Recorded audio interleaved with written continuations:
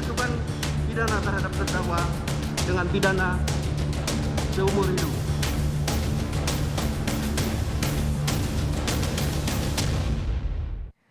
Saudara, esok akan jadi hari penghakiman sekaligus penentuan nasib terdakwa pembunuhan berencana Brigadir Yosua. Sambo dan Putri akan menjadi dua terdakwa pertama yang mendengarkan putusan hakim. Harapan publik dan juga kebenaran yuridis pun akan bermuara dalam putusan yang akan dibacakan esok.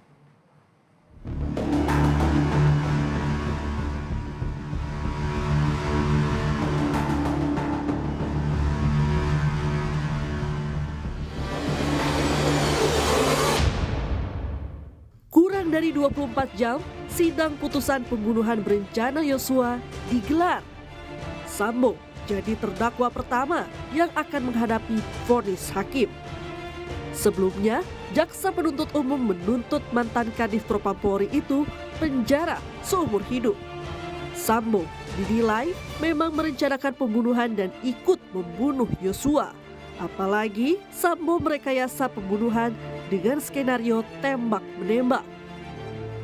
Faktanya, terdakwa Ferdisambo menembak sehingga penembakan yang dilakukan terdakwa Ferdisambo patut diduga terlebih dahulu menembak korban Nopriansyah Yosua Huta Barat, lalu menembak dinding tujuan menciptakan situasi tembak-menembak dengan menggunakan alat, tentunya alat yang dimaksud adalah senjata api. Tuntutan ini memantik reaksi publik dan keluarga Yosua. Keluarga meminta Sambo dituntut maksimal. Ayah Yosua, Samuel Huta Barat, menyebut pihak keluarga sudah menyiapkan mental untuk mendengarkan putusan hakim. Keluarga berharap hakim bijaksana dalam mengambil keputusan. Kita mempersiapkan mental kita agar kita bisa berlapang dada ataupun menghadapi keputusan yang diberikan oleh majelis hakim nanti di Pengadilan Jakarta Selatan. Kita berangkat nanti hari Minggu lusa, kita berangkat dari Jambi ke Jakarta untuk menghadiri persidangan tanggal 13 hari Senin. Selain Sambo, yang juga menanti vonis adalah Putri Chandrawati. Berkali-kali menangis dalam persidangan, esok akan jadi hari penentu apakah keterangan Putri dapat meyakinkan hakim. Namun, setidaknya dalam tuntutan, jaksa jelas menyebut Putri adalah salah satu pelaku pembunuhan berencana. Cerita Putri soal pelecehan yang dilakukan Yosua jadi pemantik Sambo menyusun rencana jahat untuk membunuh Yosua. Penuntut umum hanya berdasarkan pada fakta hukum yang menunjukkan terdakwa Putri Chandrawati adalah salah satu pelaku pembunuhan berencana. Meskipun terdakwa Putri Chandrawati tidak memahami atau pura-pura tidak memahami apa itu pembunuhan berencana. Akan tetapi terdakwa Putri Chandrawati melakukan karakter yang dipersyaratkan dengan pembunuhan berencana, yaitu menyampaikan cerita kepada saudara Ferdisambo berupa cerita jika terdakwa Putri Chandrawati dilecehkan yang kemudian berubah menjadi cerita pemerkosaan. Lalu saudara Ferdisambo S membuat perencanaan dan bekerja sama dengan saksi Riki Rizal Wibowo, saksi Kuat Ma'ruf, dan saksi Richard Eliezer Budiang Lumiu untuk menghilangkan nyawa korban Nopriansyah Yosua Huta Barat. Tuntutan ini sempat dibantah kuasa hukum Putri yang bilang jaksa tidak profesional. Kuasa hukum juga bersikukuh kliennya Putri Chandrawati adalah korban pelecehan seksual.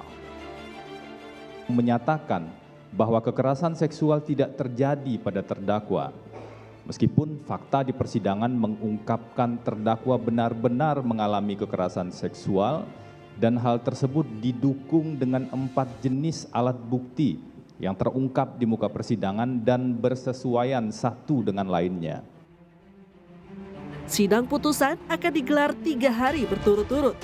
Dibuka dengan sidang Sambo dan Putri yang digelar pada Senin 13 Februari esok. Sementara Kuat Ma'ruf dan Riki Rizal akan menghadapi vonis hakim pada Selasa 14 Februari. Dan terakhir, Richard Eliezer pada Rabu 15 Februari. Pakar hukum pidana Heri Firmansyah menilai ada pesan yang ingin disampaikan dari urutan sidang vonis ini.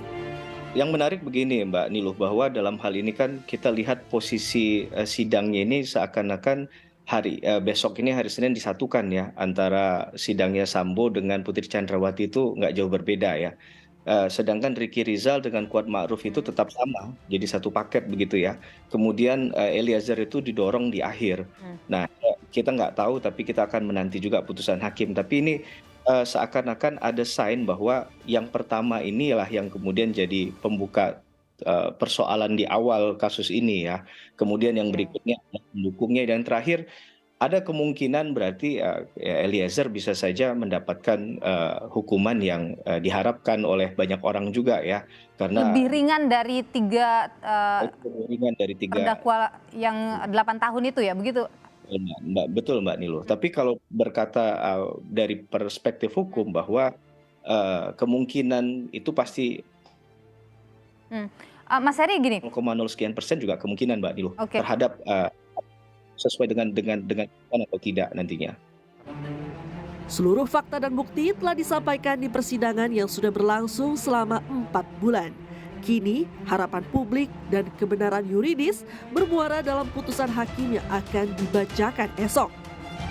Publik menanti putusan yang memenuhi rasa adil bagi semua pihak. Tim Liputan, Kompas TV.